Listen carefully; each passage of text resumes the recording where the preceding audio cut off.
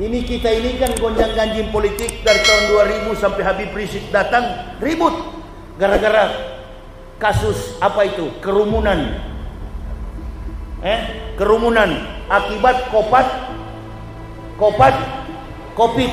Hanya 2 penyakit yang ada di dunia ini sekarang. Fenomena penyakit cuma 2. Kalau bukan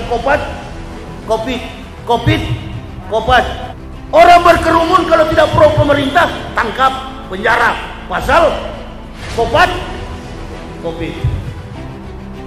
Tapi kalau anak presiden yang bikin kerumunan, aman tuh Gibran. Antum mau ngomong apa? Itu fakta, kawan. Berhadapan kita di meja hijau, saya pertanggungjawabkan, itu fakta. Allahumma arhamna bil Qur'an. Kita sekarang hidup dalam lingkungan yang diatur oleh hukum Allah. Kalau kita diatur oleh hukum Allah dan kita taat kepada hukum-hukum Allah, mustahil kita melanggar hukum-hukum manusia. Jadi nggak ada kiai, nggak ada ustadz, apalagi Habib yang melanggar hukum negara. Itu bohong semua itu. Omong kosong. Lalu bagaimana ustadz dengan orang-orang yang membunuh orang, teroris?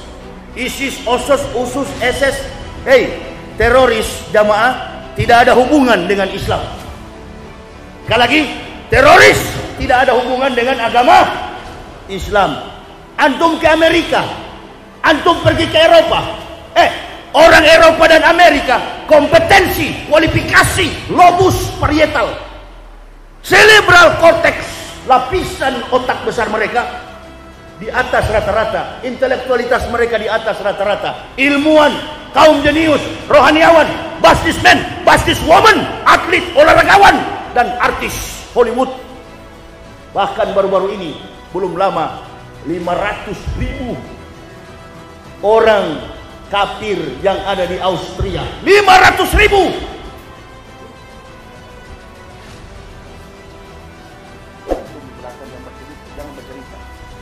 500.000 orang di Austria. Austria negara apa? Islam atau Kristen? Kristen. Mayoritas Kristen. 500.000 mengucapkan la ilaha illallah Muhammad Rasulullah. Masya Allah. Apakah mereka diiming-imingi dengan jabatan?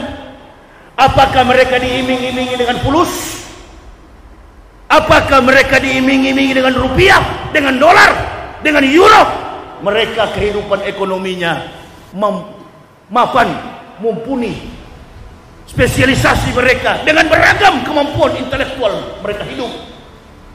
Mustahil kalau ada program Islamisasi. Mustahil ada program Indomie. Tidak ada Indomie di sana, kawan. Beda dengan di Indonesia, murtad karena lapar. Di Indonesia murtad karena apa kesimpulannya? Bahwa orang yang masuk Islam itu intelektualitas mereka di atas rata-rata. Saya kalau nonton ngaji TV itu di YouTube, ada tuh ustadz muda, pintar sekali ustadznya. Dia mengumpulkan orang-orang yang murtad dari Islam. Allahu Akbar. Ada yang mengaku saya dulu Islam, hafal 30 juz, 15 tahun di pesantren. Setelah dicoba, kocar-kacir baca Al-Qur'annya. Ternyata yang murtad itu adalah orang-orang kehilangan jalan, hidupnya miskin, intelektualitasnya mati, ibadahnya jauh dari masjid. Jadi beda, ini kemampuan ini. Siapa yang mereka agungkan? Bagaimana orang kafir tertarik dengan Islam? Karena melihat akhlak dan moralitas Nabi kita Muhammad sallallahu alaihi wasallam. Makanya saya begitu masuk Islam, merubah nama saya. Di Kristen nama saya di ijazah akte kelahiran Yopi Yahya Waloni. Yopi saya buang karena waktu saya masuk Islam anjing tetangga saya namanya Yopi. Tapi kalau dengar jengkel sekali kalau begini. Tunggu kau, ku hantam kau di luar. Baku hantam kita. Istri saya Luciana berubah menjadi mutmainah. Allahu Akbar. Anak saya Muhammad Adoni Zakaria. Adoni itu bahasa Ibraninya tuan, Mister. Adoni Zakaria berubah menjadi Muhammad Zakaria. Nah, ini saya meluruskan kepada Bapak Ibu.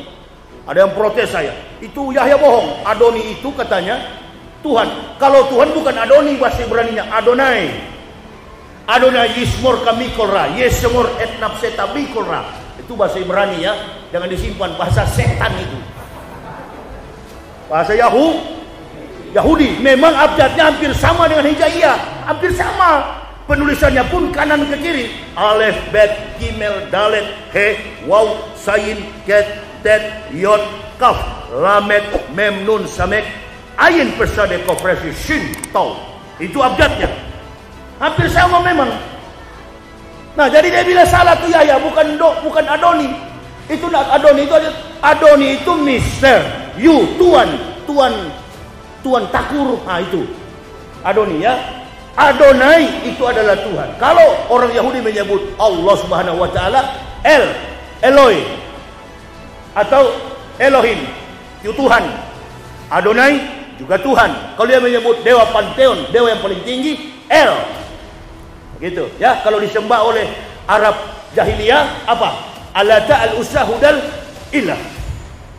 Ya kan? Ada 4 sesembahan sebelum datang Rasulullah. Orang Arab Badui itu menyembah berhala. Termasuk sahabat Rasulullah yang paling tegas, yang saya ikuti karakternya, Umar bin Khattab. Umar penyembah, keturunannya, nasabnya dari silsilah genetika keluarganya penyembah berhala. Dan kemudian Umar mendapat hidayah membaca surat Al-Ikhlas. Dirampas dari tangan adiknya Fatimah.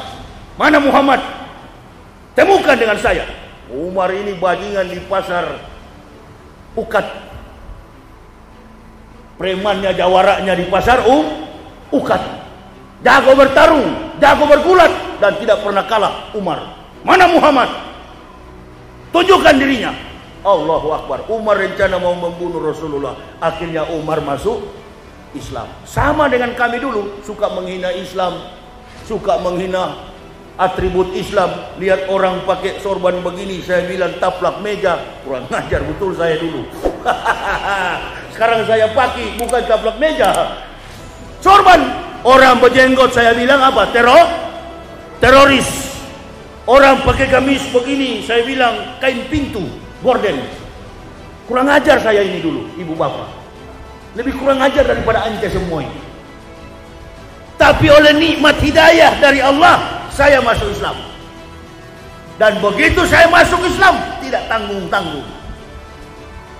Sampai hari ini, alhamdulillah, berkeliling berdakwah. Sudah merupakan nazar di hadapan Allah. Kau berikan saya petunjuk, ya Allah, akan kutegakkan agamamu sampai titik darah penghabisan. Allahu Akbar. Ghadwatun fisabilillahi aw rakhautun khairun minad dunya wa ma fiha. Berangkat pagi atau sore, berjuang di jalan Allah adalah lebih mulia daripada dunia dan segala isinya. Pertanyaannya sekarang, lalu kenapa antum ini sama-sama Muslim saling menyakiti, saling curiga, saling memenjarakan, bahkan saling membunuh? Cuma karena apa? Cuma karena jurus menjilat, cuma karena mencari muka kepada kafir. Ibu bapak, saudara-saudaraku, kalau orang Muslim jadi munafik, itu kena ulah orang kafir. Padahal di Al-Quran bilang apa? Fala tu'ti'il kafirina wajahidum bihi jihadan kabiro. Janganlah kamu taat kepada perintah orang kafir, komunis maksud saya. Berjihadlah melawan mereka dengan jihad yang besar. Ini kita ini kan gonjang-ganjing politik dari tahun 2000 sampai Habib Rizik datang ribut gara-gara kasus apa itu? Kerumunan. Kerumunan akibat Covid. Hanya 2 penyakit yang ada di dunia ini sekarang. Fenomena penyakit cuma 2. Kalau bukan Covid. Bo. Kemarin kakak saya perempuan baru meninggal dunia.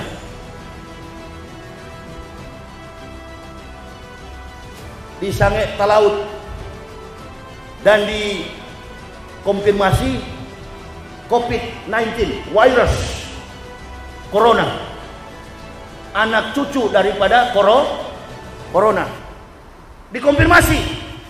Terkonfirmasi COVID-19. Sekarang pertanyaan saya kepada ibu-ibu, berani nggak antum pulang ceramah ini berobat di puskesmas? Berani nggak? Aduh dokter, tolong periksa. Badan panas ini dok. Habis ikut ceramah Ustadz Yahya. Tolong periksa. Oh langsung dideteksi COVID. Nggak ada lain-lain sekarang ini. Nggak ada lain penyakitnya. Ibu bapak saudara-saudara, kok kita umat Islam ma'asabah min musibatin illa bi'idnillah. Segala bentuk musibah termasuk penyakit, nggak boleh kita tidak percaya. Kita tidak diajar takabur orang Islam. Kita yakin COVID-19 itu ada, corona itu ada, virus itu ada. Bukan nanti sekarang, sudah dari dulu memang sudah ada.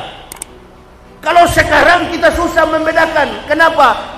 Karena COVID yang ada sekarang ini dijadikan sebagai kekuatan politik. Orang berkerumun kalau tidak pro pemerintah, tangkap, penjara, pasal COVID. Tapi kalau anak presiden yang bikin kerumunan, aman tuh Gibran. Antum mau ngomong apa? Itu fakta kawan. Berhadapan kita di meja hijau, saya pertanggungjawabkan, itu fakta. Jadi bukan lagi kesehatan. Saya dengar tadi prokes. Udahlah Pak, jangan Bapak khawatir. Orang Islam itu hand sanitizer. 5 times and today. Paham? 1 hari 5 kali cuci. Allahu Akbar. Di dalam masjid begini tidak ada penyakit. Di luar masjid sana yang banyak penyakit. Mencret, tai mata, segala macam di luar sana, TBC, AIDS dan lain sebagainya. Bukan tidak percaya, percaya kita bahwa itu ada, bahwa virus COVID-19 sudah menyebar ke seluruh dunia. Itu ada, sampai ada beberapa negara lockdown. Indonesia pun lockdown, tapi sudah last time, sudah waktu terakhir. It's too late, sudah terlambat. Nggak apa-apa, tinggal lihat-lihat. Ini jadikan politik bagus juga, ini hantam lawan kita ya. Bagus. Ini kata orang Abu Nawas, permainan yang manis tapi sayang ketahuan. Jadi ibu bapak, orang yang akan mengidap COVID-19 itu komplikasi jiwa, komplikasi penyakit yang sudah menahun. Itu rentang sekali dengan COVID. Itu rentang sekali dengan virus, penyakit jantung, penyakit apa tuh? Tuberkulosis. Kalau batuk itu droplets apa? Pancaran semburan ludah. Orang tuberkulosis, orang TBC, jangan sampai antum berjamaah di samping dia. Ini kalau sampai diserang oleh COVID-19, pulang ke rumah tinggal napas satu-satu. Dokter langsung datang, udah bawa COVID. Sampai ada yang datang belanja ke Indomaret pakai baju planet. Saking takutnya kena COVID.